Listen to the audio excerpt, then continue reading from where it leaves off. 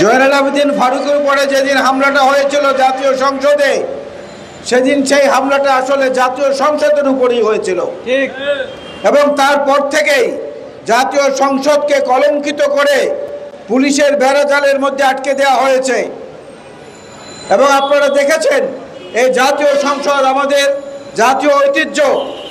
জাতীয় সংসদের সামনে থাকা যে মানিক মিয়া অ্যাভিনিউ, এইটা ছিল শহীদ জিয়াউর রহমানের হাতে তৈরি করা। তিনি তখন ওই মানিক মিয়া অ্যাভিনিউর মধ্যে কোনো আইল্যান্ড ছিল না, কোনো বিভক্তি রেখা ছিল না, একটাই মাত্র অ্যাভিনিউ ছিল, যেটা শহীদ জিয়ার জানা যায় লক্ষ লক্ষ মানুষের পদভারে প্রকম্পিত হয়েছিল। আওয়ামী লীগ ক্ষমতায় আসার পরপরই সেই জায়গাটার মধ্যে আইল্যান্ড করে দিয়ে ওইটাকে বিভক্ত করে দিলেন।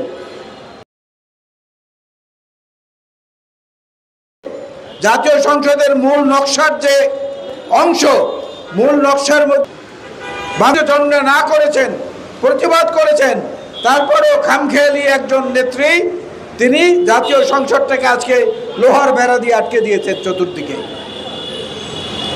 সুতরাং এই সংসদকে পদে পদে অপবিত্র করা এই সরকারের একটা রুটিন ওয়ার্ক ছিল অনেক আগে থেকে।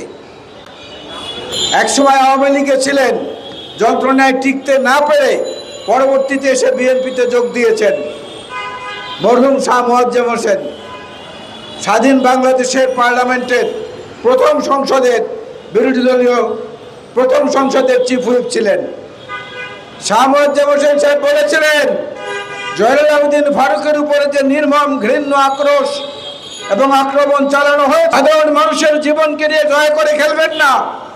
আজকে বাজারে গেলে মানুষ অস্থির হয়ে যায়, মানুষের ব্লাড প্রেশার বেড়ে যায়, হৃদরোগের যারা রোগী তারা বাজারে গেলে তারা অসুস্থ হয়ে পড়েন।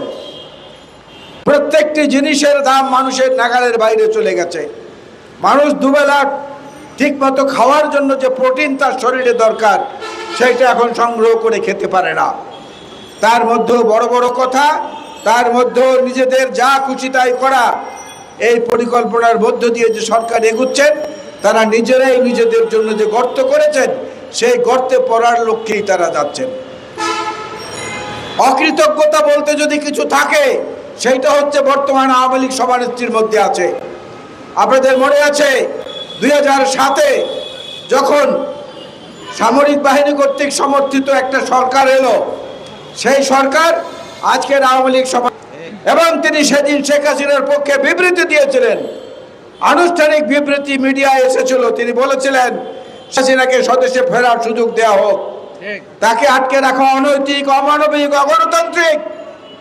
আজকে সে বেগম খালেদা জিয়াকে কৃতজ্ঞতা স্বীকার করে না, আজকে তাকে কারাগারে পুরে রেখে তার সাধারণ সম্পাদককে দিয়ে খেলা হবে বলছেন।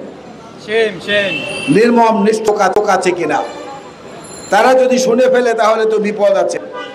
একটু আগে আদালত থেকে এসেছি, আদালতে আমাদের আইনজীবীরা দাঁড়িয়ে প্রায় 1 ঘন্টার মতো যুক্তিত অধিকার, সেখানে আজকে আওয়ামী লীগের একচেটিয়া অধিকার তারা প্রতিষ্ঠা করেছে।